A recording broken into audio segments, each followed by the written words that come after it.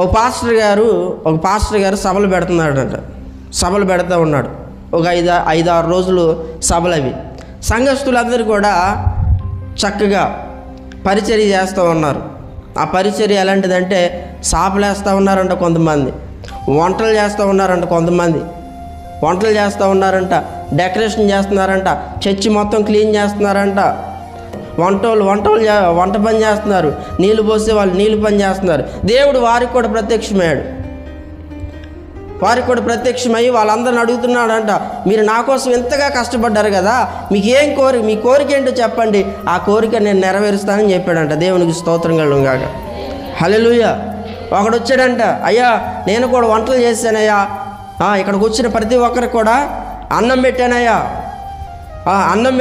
కాబట్టి నా కోరిక ఏంటంటే నాకు ఒక మంచి ఇల్లు కావాలన్నాడంట. దేవునికి స్తోత్రం. మరొకటి చెప్పాడంట, నేను ఇదిగో ఈ పండగల్లో ఈ సభల్లో అందరికి నీళ్ళు పోసానయ్యా, కాబట్టి నా కోరిక ఏంటంటే నాకు ఉద్యోగం కావాలన్నాడంట. సరే అట్లా వెళ్ళాడంట. దేవుడు చివరాఖరికి వెళ్ళేప్పటికి ఒక 3 ఉన్నారంట. ఆ ముగ్గురిని కూడా అడిగాడంట.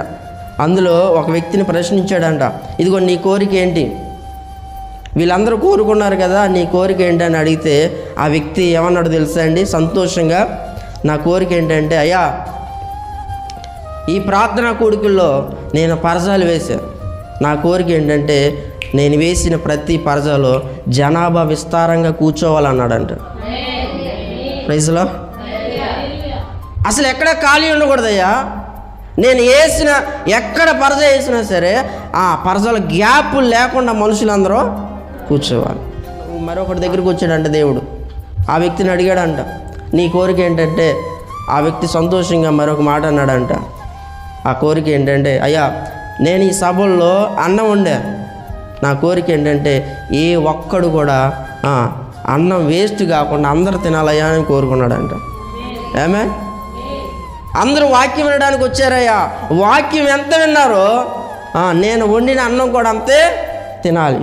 మరొకటి దగ్గరికి వచ్చాడు, అడిగాడంట, బాబు నీ కోరిక ఏంటి అని అంటే, అయ్యా ఈ సభల కోసం నేను చాలా కష్టపడ్డానయ్యా, ఇంటికి వెళ్ళకుండా రాత్రింబాగలు ఇక్కడే కష్టపడ్డా, కరెంటు పని ఉంటే కరెంటు పని చేసా, ఇస్త్రాకులు ఎత్తే పని ఉంటే ఇస్త్రాకులు ఎత్తేనయ్యా. నా కోరిక ఏంటంటే ఇక్కడికి ఎంతమంది జనాభా వస్తూ ఉన్నారు, ఇక్కడికి ఎంతమంది ప్రజలు వస్తూ ఉన్నారు, వారందరూ కూడా వాక్యం విన్న తరువాత అందరూ రక్షించబడాలి, అందరూ మారు మనసు పొందాలి, ఇదే నా కోరిక అన్నాడంట. దేవునికి స్తోత్రం కలుగును గాక.